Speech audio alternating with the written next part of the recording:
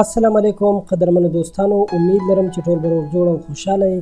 دوستانو، نن در سره په دې ویډیو کې ډیر ضروری او مهم معلومات شریکوم. دا معلومات د دې په باره کې دي چې څنګه او په کومه طریقه د نوم نه لاندې یعنی زیر ناف ویښتان او د ترخونو یعنی تخرګونو ویښتان خریل صحیح دي او په کومو طریقو سره خریل یې شهوت زیاتوي او د انسان قوت ورسره زیاتیږي. د دې ټولو معلوماتو نه ځان خبرولو لپاره دا ویډیو خامخا تر اخره وګورئ چې په ټولو معلوماتو باندې خبر شئ او زموږ چینل خان کلیک هم سبسکرایب کړئ.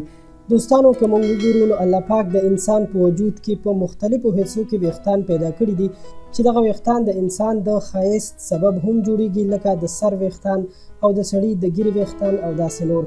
ځکه که موږ وګورو که د کوم انسان د سر ویښتان غورځېږي نو هغه خو ډاکټرانو ته هم ورځي او علاج هم کوي، او که د سر ویښتان یې غورځېږي نو انسان د کمترۍ احساس هم کوي.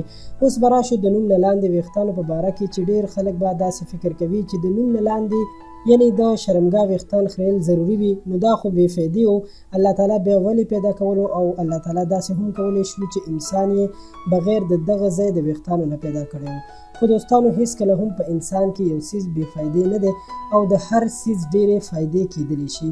ساینسي تحقیق دا ثابته کړې ده چې د دغه ویښتانو ډېرې غټې فایدې دي. لکه وړومبۍ فایده دا ده چې د شرمګاه نه ګیر چاپېره ویښتان دغه ځای د ډېرو مرضونو او د بهرني جراثیمو نه ساتي.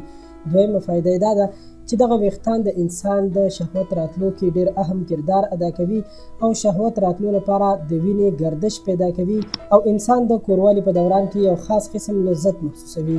درېیمه فایده دا ده چې که دغه ویښتان یوه هفته پس وخریلی شي نو د انسان ذکر ورسره قوي کیږي او غټیږي، او که ډېر وخت ونیسي نو باید یوه میاشت نه زیات ونه ساتل شي او یو میاشت نه مخکې واخیستل شي یعنې وخریل شي. دوستانو، اوس راځو د ترخونو یا د تخرګونو د ویښتانو په باره کې هغه کومې فایدې دي چې د تخرګونو ویښتان لري او څنګه د انسان په شهوت کې کردار ادا کوي. اولنۍ فایده دا ده چې د ترخونو ویښتان هم د وینې گردش برابروي، ځکه چې کله یو انسان په خپلو خپو پیادل مزل کوي نو د ترخونو نه چې کومه خوله راوځي نو دغه خوله وجود نرموي او د وجود ګرمایش برابروي، او دغه ویښتان هم د انسان په شهوت کې خاص کردار ادا کوي. کوم وخت کې چې د شرمګاه ویښتان خریل کیږي باید همدغه وخت کې ورسره دغه ویښتان هم واخیستل شي. امید لرم چې معلومات به ستاسو خوښ شوي وي. خپل نظر راسره کمنټ کې خامخا ولیکئ. له نورو ښایسته معلوماتو او په زړه پورې ویډیوګانو لپاره خان کلیک چینل سبسکرایب کړئ. تر بلې ویډیو راته اجازت راکړئ. په لوی الله مو سپارم. د الله په امان.